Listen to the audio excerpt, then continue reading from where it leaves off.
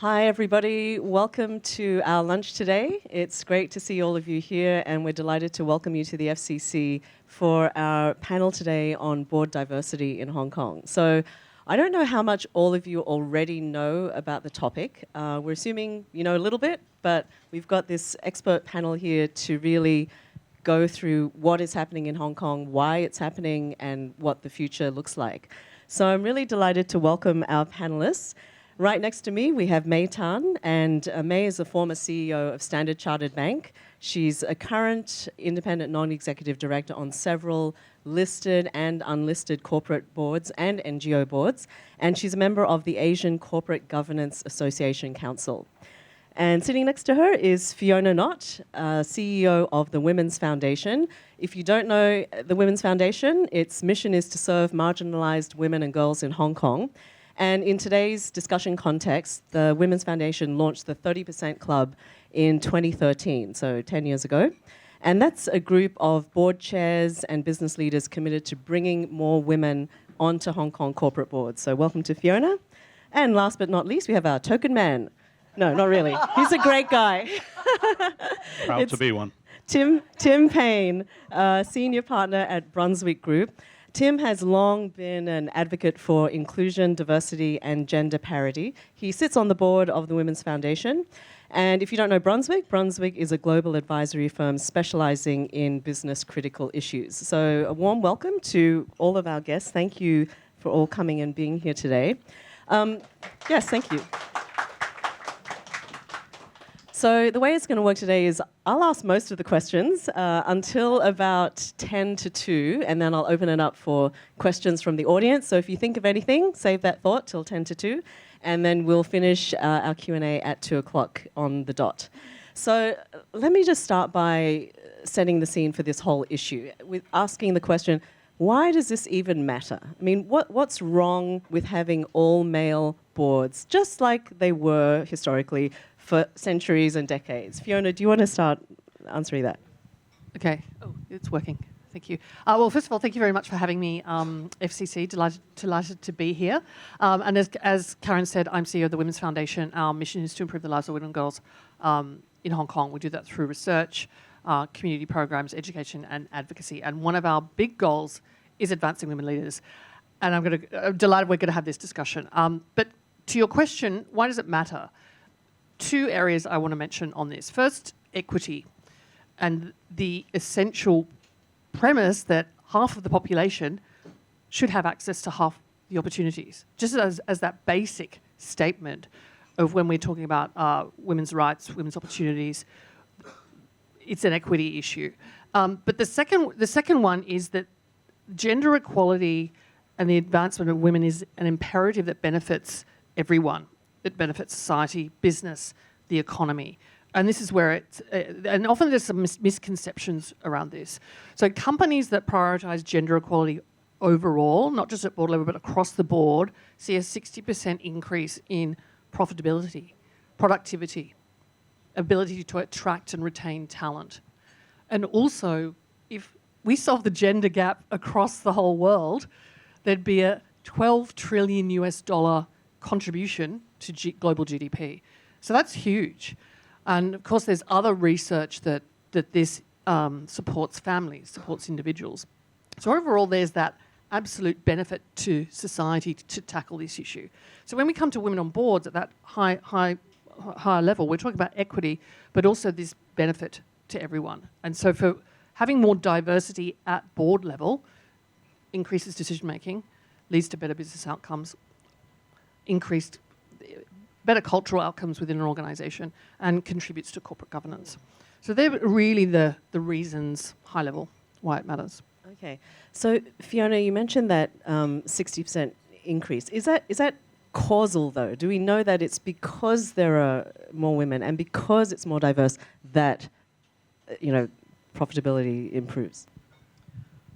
Well, yes, and there have been various different studies, but essentially yes. There is some debate about is it the organisations that prioritise all of this, but there's been a myriad of studies and proof points on this essential point I mean, we're very happy to share those later on if any of your members want to pick apart the research. Yeah, because nowadays everyone is like, show me the data before I'll believe this is actually happening. Tim, what do you have to say about this? Well, thank you. Also, thank you for having us and having me here today. So, I think there is plenty of evidence, and Fiona points to it, about the causal relationship between more diverse boards and more diverse leadership teams, which does not mean women only, by the way. It means more diverse, more cognitive diversity, different ways of thinking, different exposures that you bring into the boardroom and you bring into the leadership team, enables businesses to look more clearly at problems and have the right answers to those problems. I'm not 100% clear on this. I'm quite happy to say that the causality could go the other way. I'm quite happy to say that really well-run companies that think about diversity and consequently have more women on their boards tend to be better businesses. Either way you look at it, when you look at the investor relationship with this issue, they now very clearly look at well-governed, diverse businesses as more valuable. What the cause of that value is a secondary issue to the fact it's there. If I can raise one other issue, though, just to put it on the table early, it is very clearly better from a fundamental diversity point to have more women in the workforce, all the bigger social connotations Fiona's points to. It is very clearly better for business. Looking in our orbit, it is also better for Hong Kong. And we are struggling to reassert the role of Hong Kong as a world-class financial center. At the heart of that is a reputation for high-quality governance and world-class businesses. And we ought to not be a laggard on this issue, which I'm afraid after 10 years we still are. We ought to be leaders on these issues. Okay, yeah, good point. May, what about your thoughts? I mean, you've had this experience. You've been in the C-suite. You're on various boards. What difference does it make to have a diverse board and to have women on the board? Sure, thank you. Well, thank you for having me, and delighted to be here. Just to very great points from both Tim and Fiona, but just to expand on some of the points.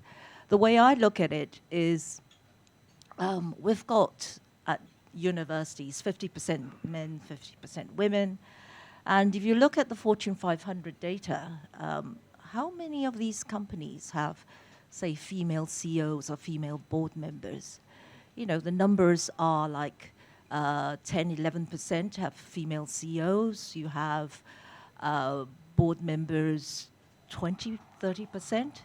So what you're telling me is that society is actually paying for the education of these women who are not really able to contribute to the wider society. And women have their own reasons for wanting to opt out or whatever, but I just feel that they need to have the opportunity to give back to society and contribute. Having been on a board, my first board was all men till I joined it.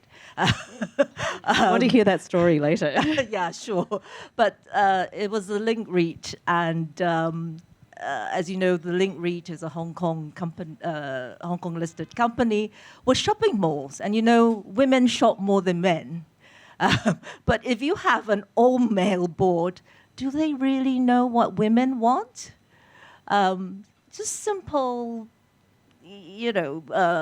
conversation in the boardroom as to what really makes sense for the companies. I think we owe it to the shareholders to have a different voice in the boardroom. Yeah, good point. Now, if we look at Hong Kong today and the numbers, so today, as of today-ish, 20% of Hang Seng index-listed company directors are women, compared with, for example, Australia, 38%, Malaysia, 30%, other global financial centres, the UK, 41%, the US, 33%.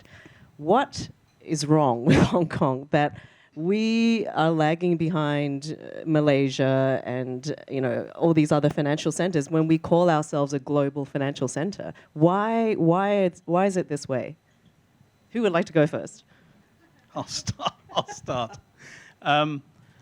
It's a really important question for us. I think this one. I mean, and I should say, if you go back 10 years, we were beating Singapore, and we were beating Malaysia, and we were beating Japan, and we were beating Korea, and we've seen several of these countries come past us.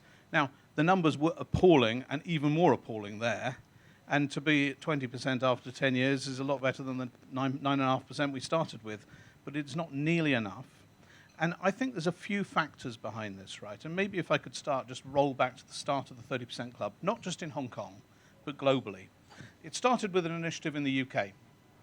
And it was a number of excuse me, UK corporate leaders that got together and said, this is bad for business. We want to do something from a gender empowerment point of view, but it is bad for business that we have such an unrepresentative workforce in a changing world. And we're going to do something about it. And they got together, they collaborated with government on it and thought about, and it became the Davis Report, for those who know Davis' contribution to Hong Kong as well as the UK. And they set out the 30% Club. Why 30%? Because 30% is not because it's a target, as Fiona always reminds us, but because once you get to about a third of any organization cognitively diverse, then people stop questioning the diversity and start thinking about the value of the organization itself. So that was the target. And they made great progress. But they made progress in two ways. One was a really strong corporate commitment to change right from the top of Hong Kong, top of the UK society, business society. And the other was government, Mervyn Davis at the time, saying, we are carrying a stick here. And unless you drive change, we're going to drive change for you. Now, for whatever reason, Hong Kong has done neither of those things. Progress has been very slow corporately at the top of Hong Kong companies, and it's improving now. And it's not had the backing of government in the way that you might expect on such a signal issue as this, for the reasons that I pointed out. And that's what we've really got to drive change now. So it's been very exciting to see regulatory change in the last 3 or 4 years, and maybe more to come, to start bringing out the end of all male boards in Hong Kong was a significant progress moment. I started off rather like in the UK, not wanting quotas, not wanting to drive change through regulation, but wanting Hong Kong corporates to do it themselves. But we've needed a push. I mean, would it ever happen organically, do you think? Well, shall I take that? Well, in 2013, I was actually on the listing committee of the Hong Kong Stock Exchange, where this topic came up. And I was in the camp that said we needed quotas, because knowing the companies listed in Hong Kong, a vast majority of them are family-owned companies. And what I envisaged would happen is, the chairman would put his sister, his daughter on the board and say, yeah, see, we've got women on boards. But organically, it was going to be too slow in our view. And Fern was working with me on the numbers. So we were going like 1 percentage point a year. So at this rate, it will take us like 50 years to get to where we want to get to. So I'm very pleased to see that we have now got an end to all male or single gender boards in 2024. But honestly, in my view, it's too little, too late. Because an end to single gender boards will mean one woman, and I can talk a little bit more that one woman is not enough to change the tone in the boardroom.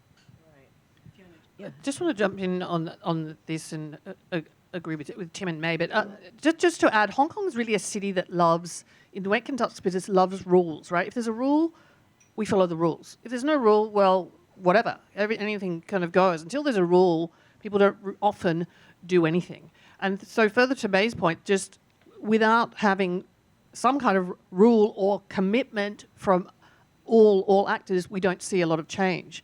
And so when you have a market with a large proportion of family-owned businesses who want to have, when they're appointing directors, they want to know who that person is. They want to have trust. And often those networks are male networks. And this is part of the problem of women not being able to break into those networks and not being able to gain visibility, but also boards, when they're looking to appoint new directors, having quite a narrow perspective on who should I be looking for? So it's someone in the network. It tends to be male. Perhaps it's a former CEO, CFO, someone trusted within that very narrow definition. So that's part of that, I think, cultural overlay. May, just to go back to your point, and for anyone who doesn't know what the rules are, so as of the end of 2024, all Hong Kong listed companies will have to have at least one female director. It seems a very minimalist approach. And there's in the discussion, there have been a lot of issues raised. For example, what if all those companies have the one same female director? That's also not a good thing. And that does happen. You know, there's like several women, high profile, who are on 25 boards and they feel like, okay, we've done our job. So how do we get beyond that minimalist approach when we still do have these family-run companies headed by a patriarch who just wants to appoint the guy with whom he owns a racehorse to his board? Very good question, and it's still very much work in progress, because one of the reasons that's been put forward in the past was there was a consultation paper on the board diversity, and the companies wrote in and said, oh, we can't find women with board experience. But we've got to start somewhere. If you've never been on the board, you'll never have board experience. So I think what we should be doing is enlarging the definition. I think most women have got board experience either with NGOs, schools, subsidiary companies within their organization. I think we've really got to work on this as a community together with the Women's Foundation to make sure that companies are also a bit more flexible, that senior women who are in an executive role, so long as there's no conflict, maybe they should be allowed to take on a board role, just to widen the net a little bit, because otherwise we're going to be up against this not enough women. I mean, I sit on a lot of nomination committees, and coming back to the link read when I was, the only woman, I ended up with 30%, because if there's a will, there's a way, and make sure you put a woman on the nomination committee, because it's true, chances are we know more women than the other men.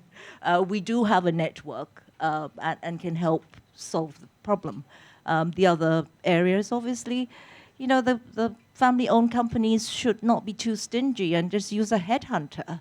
I'm sure there are lots of good headhunters out there with a good database. Yeah, exactly.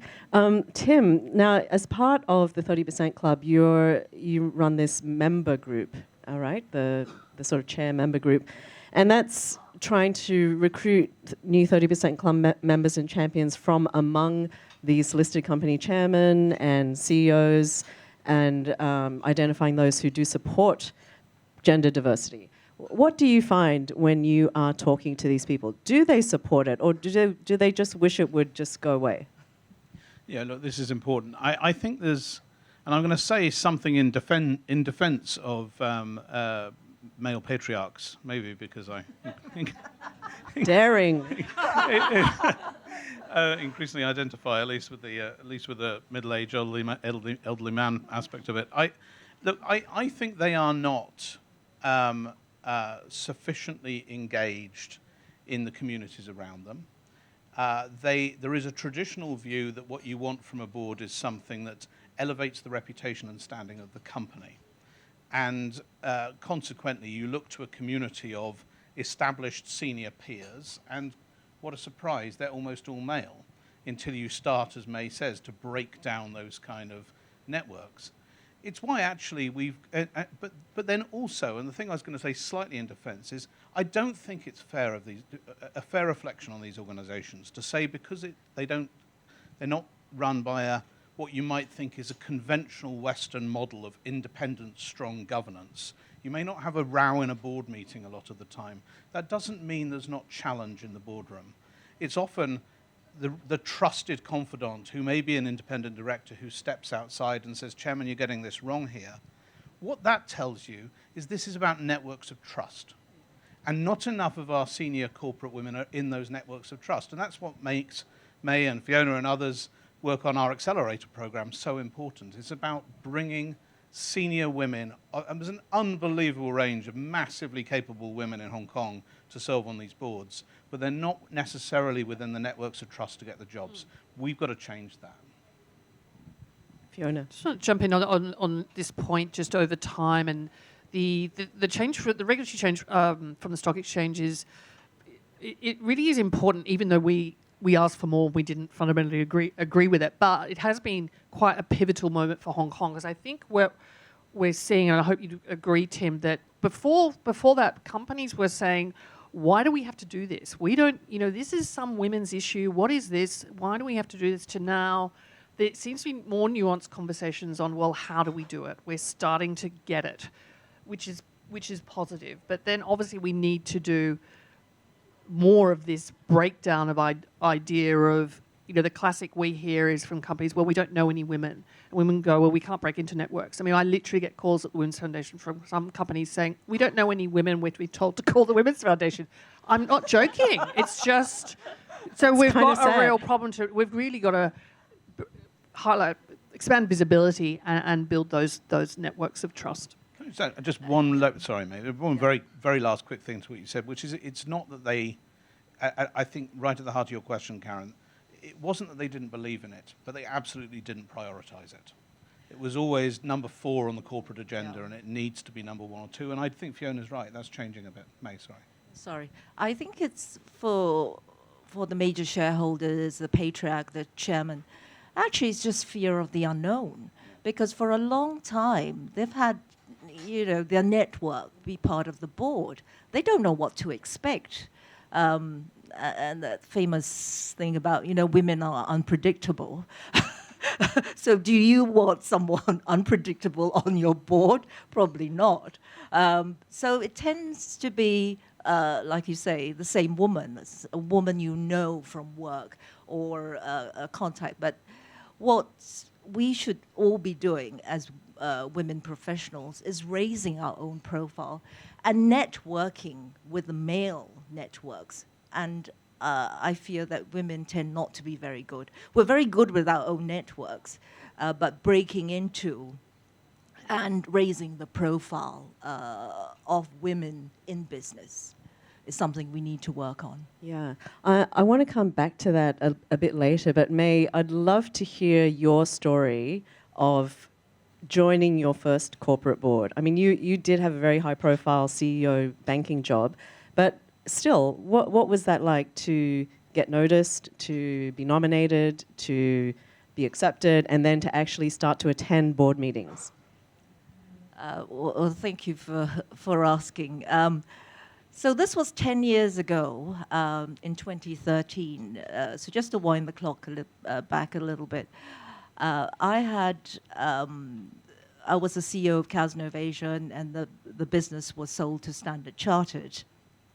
And in 2013, sort of 3 or 4 years after the business became part of Standard Chartered, I thought, I'm sure I'm going to be retired off and put to pasture. And that coincided with all the 30% club and everything else. I thought,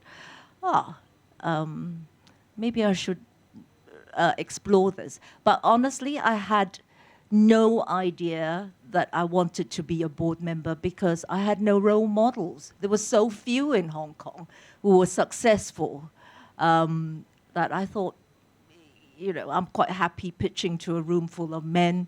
If there was a woman, chances are it was the wife of the chairman, so she didn't say anything anyway. So to me, there's no impact. Why do I really want to be that? And then I was approached by a headhunter who said, the link has no major shareholder, as you know, and they're looking for women on boards. And I'm like, I looked at the boardroom and I'm like, I'm the only woman. So I said to the chairman, can I have another woman? Because otherwise my voice will not be heard. I'll be giving views. Everyone says, yeah, that's great, May.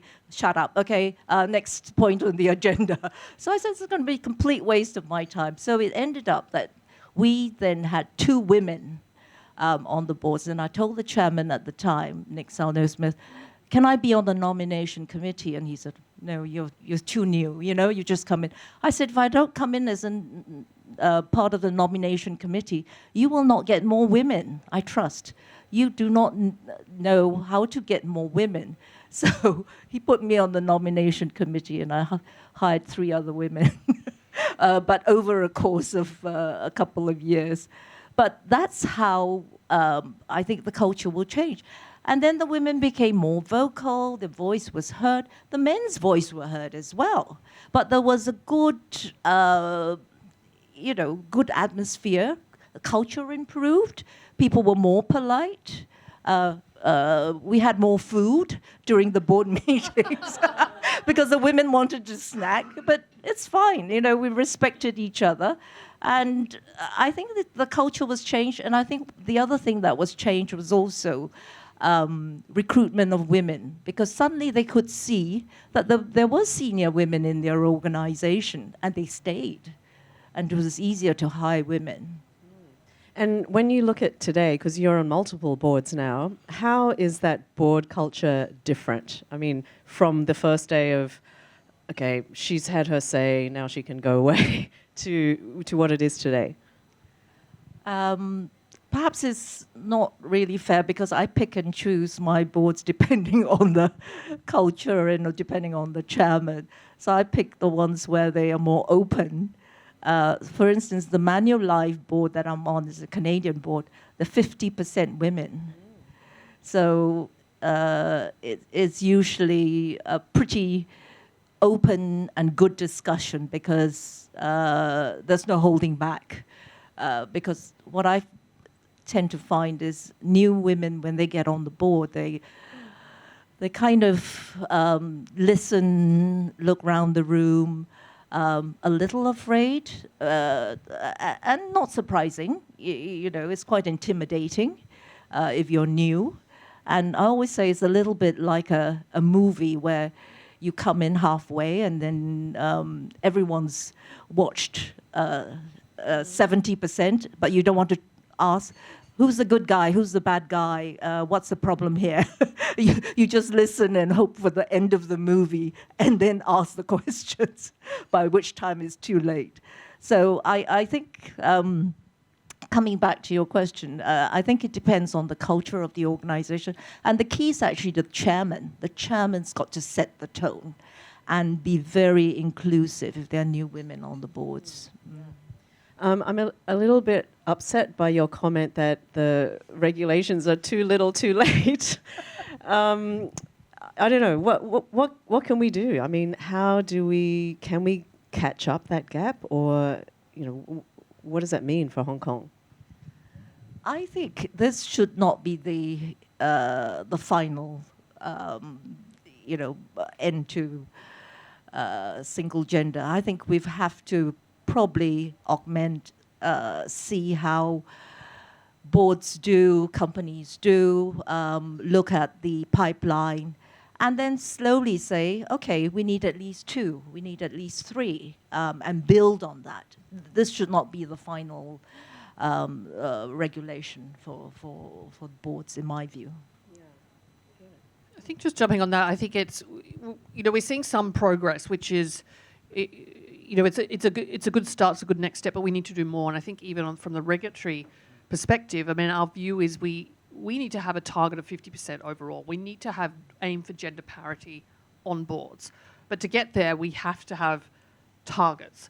And I think in terms of the rules, I think what we would like to see next is that companies are required to set that target. We'd like to see a target of 30%. We're certainly encouraging companies to do that. And I think the next regulatory piece is, which we would like to see, is if companies don't reach their targets of 30%, if 80% of the market doesn't get there, then we're moving into really talking about quotas. Because we have to see more of this traction, because I think, as May said, there's one woman per board it's just not enough. So we've got the risk of people meeting that and then just stopping. So that's the thing we need to pay attention to. I mean, the other point is with ESG disclosure, a lot of companies do disclose the percentage of women they have in senior leaderships and so on and so forth. So why don't have that as a disclosure? What is the company's target? Where do they want to get to? But I get it that the boards and the companies have to feel comfortable. And I'm hoping that once they get one woman, it's not going to be catastrophic. Nothing happens. They're still, their business is still running. They're still able to go for lunch with their buddies after that, and then they say, oh, maybe we can have two, maybe we can have three. But I think to do it organically will be too slow in my view. I think we just need to catch up, and then suddenly you see the impact. The problem with one is you don't see the impact. Right, yes. Then they'll say it's complete waste of time. Let's not bother. Yeah, so better to go back to all male because it didn't have any exactly. impact. She didn't have much impact. Tim. Yeah, I think targets with a timetable. I mean, you don't have an effective climate change target now unless you've got a timetable for implementation of it. The same is true of this. You need a time. We feel very strongly you need a timetable to implement these changes and hit a certain level. But if there's going to be regulatory change or indeed self-enforced change, it doesn't need to just be gender-related things, because some broader regulatory change will have a big impact on this. For example, and most poignantly, I think, in Hong Kong, term limits for board directors. Yes. So this was a proposal, wasn't it, in 2021? It was certainly our proposal at the last regulatory review, got some support and some not. And getting, to increase the churn rate of directors on boards. Actually, Tim, would can make a you big difference. explain that a little bit more, why that also is important, especially in this context? Yeah, so if you've got, as there are some examples in Hong Kong of people who've sat as independent directors for 15, 20, 25 years on a board, you are not, on the assumption most of them are men, you are not creating space for board transition. You're not creating space for a lot of things, new ideas, thinking, cognitive diversity, as we discussed before. So most places around the world, and again, if you come back to my point, this is actually also about what's good for Hong Kong, most high-quality governance regimes around the world now say you've got a certain time limit to be on a board, and the board needs to very specifically say why you maintain your independence to be beyond that. So you've got to make a positive commitment to maintain people on the board beyond a certain length of time. It inevitably increases the churn rate. It inevitably encourages you to make much more thoughtful processes about board reviews. And in other countries, is this a regulation, or do companies naturally say, hey, you've been on the board 5 years, time to go? It varies by jurisdiction, but it's in the sort of markets we're talking about which are world-class on this issue, it is regulatory, yeah. What appetite is there among the regulators to do these things? I mean, yes, they're taking some baby steps. When will they be ready to walk properly? Well, hopefully quite soon, because I honestly think that more than, say, 9 years, one gets, the mindset gets less independent from my own experience. And so I was on the Link board for 9 years, and I left last year. And it's great, because I think you do need succession, you need fresh ideas, you need fresh blood, and it's good for the companies to have that. I think coming back to this whole idea about freeing up also the places, because if directors stay for a very, very long time, it doesn't allow for refreshments and of the board, and also for women to get on those boards. So it is important for society overall, but I honestly think it's good for the companies themselves to have a fresh perspective. Just on your regulatory point, Karen, about I guess the direction of travel and change, I think it's really important that we keep the conversations and the submissions going to the regulator. So this conversation today is really is important. We need to keep raising these issues out with companies, out with stakeholders, everywhere to get everybody on board, because the regulator will certainly push the regulator to lead in certain respects. But as May said earlier, that the exchange will do a consultation. It'll talk to the market and look at, is there general support or not for something? So the more that we can educate all of these different groups and bring them on board, we need to do both, because if there's something that's really not supported by the community, the regulator is then how far are they going to push it? Or they've got an excuse to say the market doesn't want it. I think the thing to do is also to get the engagement of, big shareholders like BlackRock. You also need the proxy voters like Glass Lewis and ISS. They have to, if a director comes up and has been there for 15 years, they should be advising investors to vote against that person, so he or she doesn't get enough votes to at the AGM, and that's the best signal that the company can get. I mean, investors are I think, not quite. They believe the right things. They're not yet. I think May is exactly right. Consistently voting with the sort of assertiveness they could. And I've got a lot of sympathy for the regulators, right? The regulators, our job is to advocate for change, and we are. The regulators' view is job is to balance a lot of interests. And so we've got to move this agenda so that it's easier for the regulators to do the right thing. So you talk to them in private, they know this is the right thing. I mean, they want to move an agenda along, but that doesn't mean that it's easy to do. Which is where another component of this comes in that I mentioned before, which is the role of government. I would very much like the government to say, this is in the manifest interest of Hong Kong to be world-class on this issue, and we ought to stand tall on it. And they don't yet. Hopefully they will watch this video. We will send it to them. I want to just, before we wrap up our session, just look at this whole issue of women who are interested in being on boards but don't know how to get out there. We have one side companies saying, we don't know any women, and then women saying, I'm here, but I can't, you're over there, I can't reach you. How can women get board ready and get themselves visible? I can jump in and talk about a few things that we do at the Women's Foundation, because we run a boardroom series for women leaders in conjunction with the 30% Club, and what we're endeavouring to do is really break down these barriers and build connection. So for women who come onto our series, we have opportunities to meet directors. It's opportunities to develop skills in different areas that is useful for boards. It's opportunities to meet other women who are getting onto boards. But what we encourage that group to do is to start out where you are. Join a project team. Get onto a subsidiary board in your organisation. Get onto committees. That's all amazing training. Build up to NGO boards. If you're FCC members, get onto the FCC board, like you, Karen. Do you know what I mean? You're building up your skill set and portfolio to then, have those when those opportunities come. So that's what we endeavour to do to also bring directors together with our Women to Watch. And we have a database of women who are highly qualified. If anyone would like to talk about that, and contact me later, and we will be opening that up to listed companies in the near future, because we want to give more visibility to women.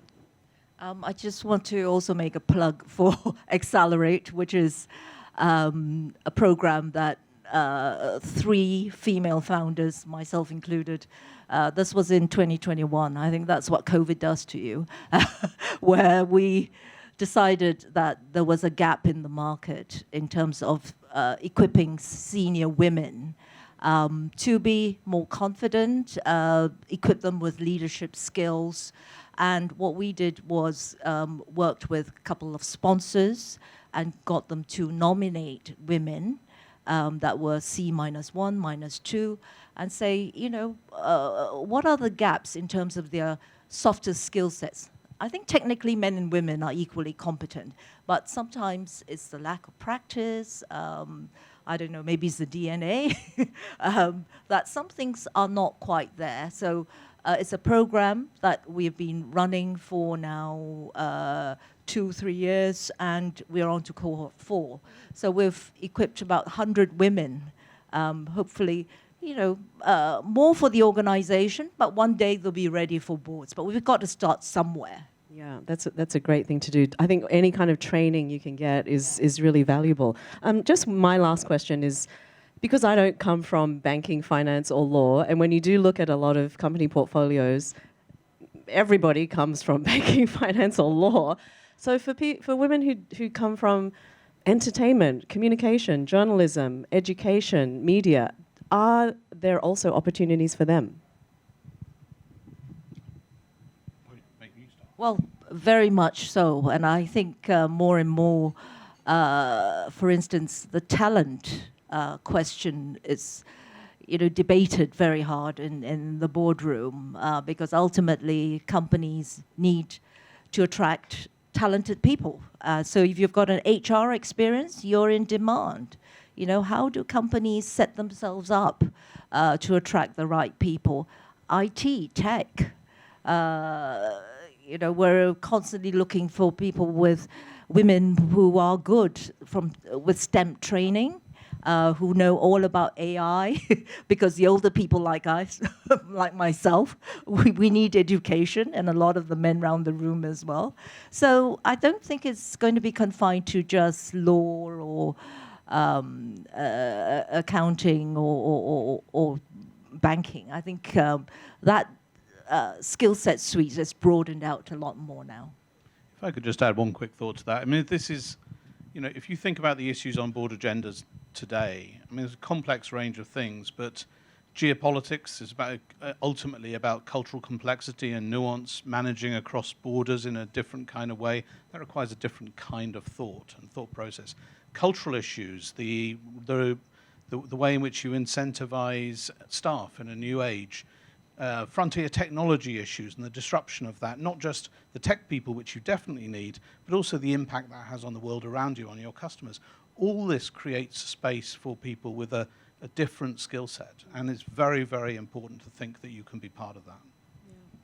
All right, I'm going to stop asking the questions now. I'd love to hear from our audience's questions. If you do have a question, just raise your hand and we'll get you a microphone, and please identify yourself before you ask the question. Okay, we've got two, yep. Hi, I'm Karen Malmstrom. I've just founded a company called Corporate Governance Reality Check. I talked about it at your forum a few months ago. I love all the points you brought up. I have so many things. I think number one, though, my first impression is I believe this goes way beyond gender. It goes skill sets, mindset. And so what we do, we work with boards to ensure the structure of the board enables them to tackle future challenges. So it's all about the future as well. So I believe it's not just gender, it's really about the skill sets you need to be competitive. So the old, same old, the box ticking, that is so passé. My question is, how do we convince these family companies, the people, the status quo, that they do need to open up to embrace really the future of corporate governance? That's what it's about. If you would like to take a stab at that.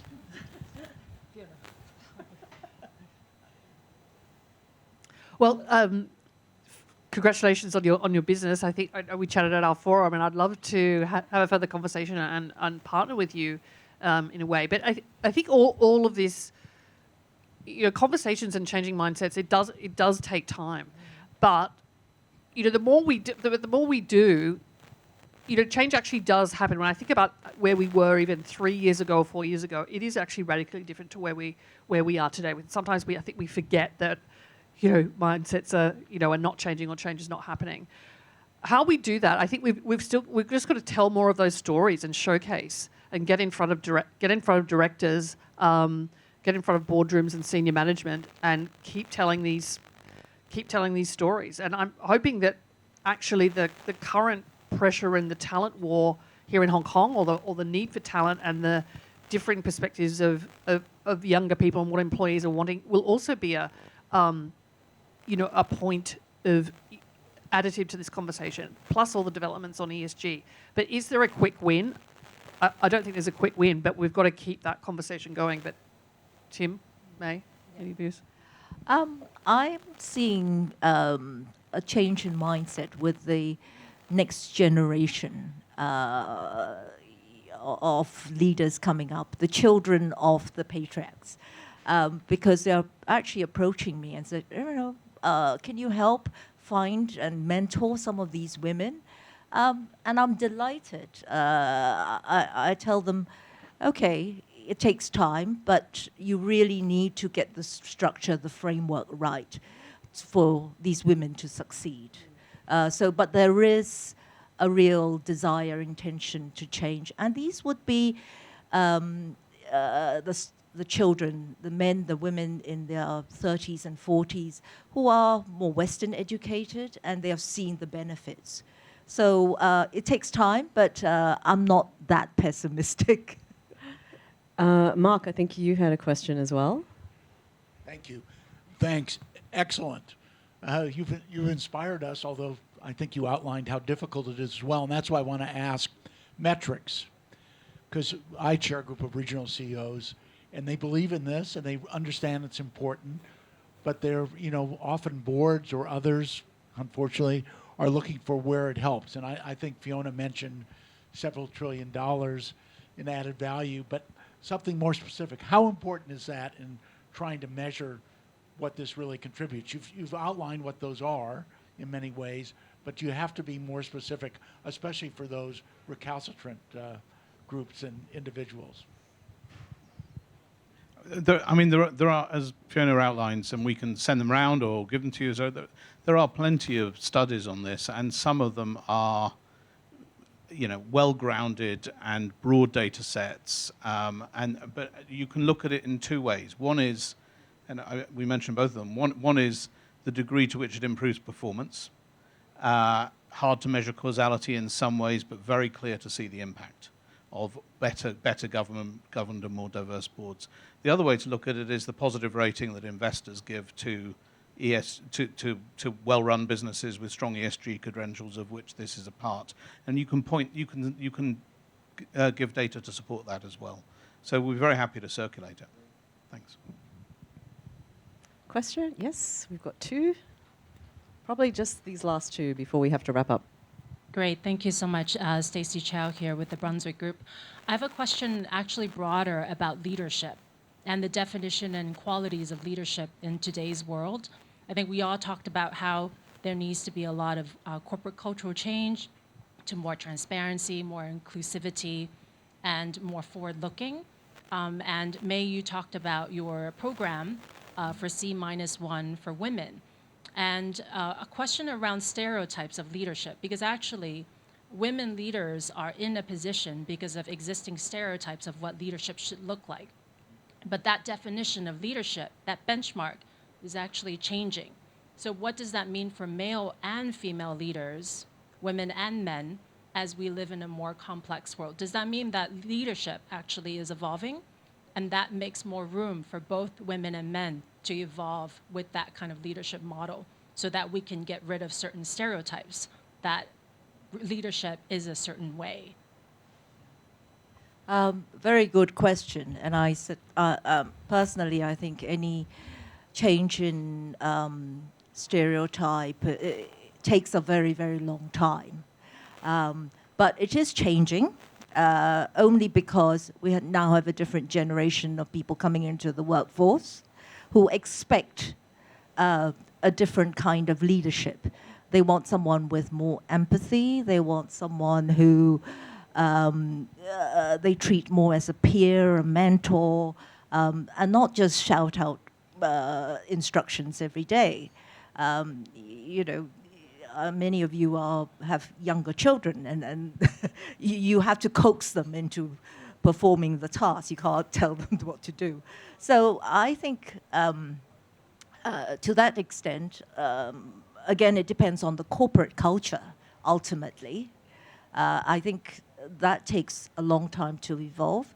But when you have a boardroom that is mixed in gender, that change in corporate culture, what I'm finding empirically, is quicker to change because of the dynamics created by a mixed gender. One last question. We're kind of hard up against our time, but we'll let you have one last question, Claire. Thank you very much. Claire Moyazine, and working with May on the Accelerate program. And board ready. Hello. I wanted to ask a question. So many good points and so many layers of issues. And I was just thinking today is the International Day of the Girl.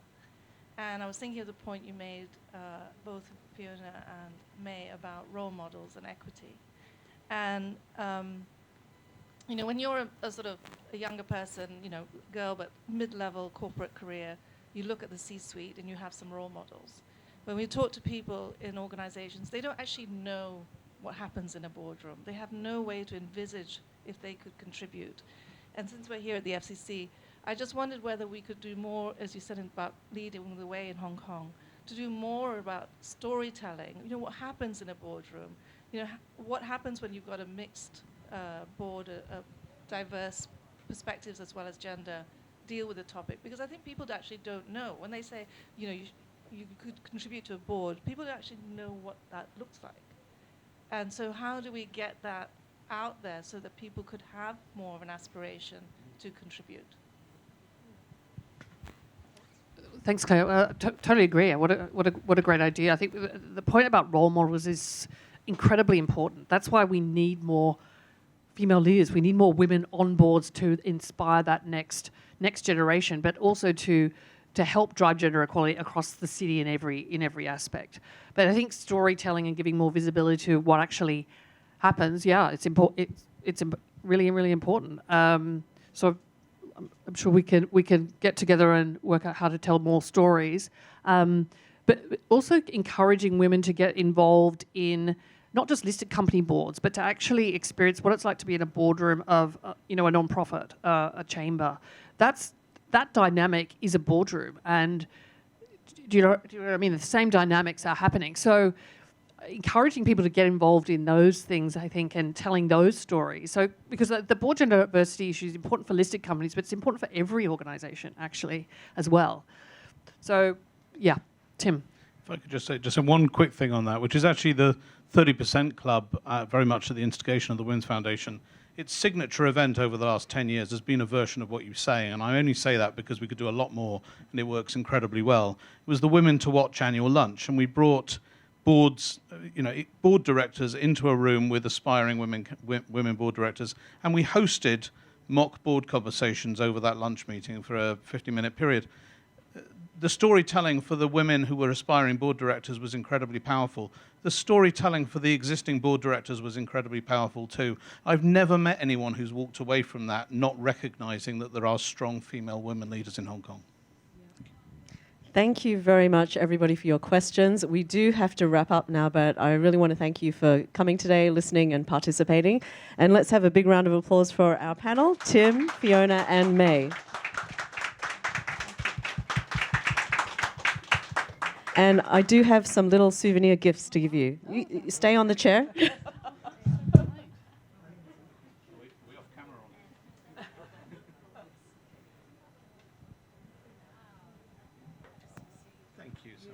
We're very fair here, so you all get the same thing. That's very kind. Equality. Thank you. Take your mice and we'll have a group photo. Thank you. Thank you. Cheers.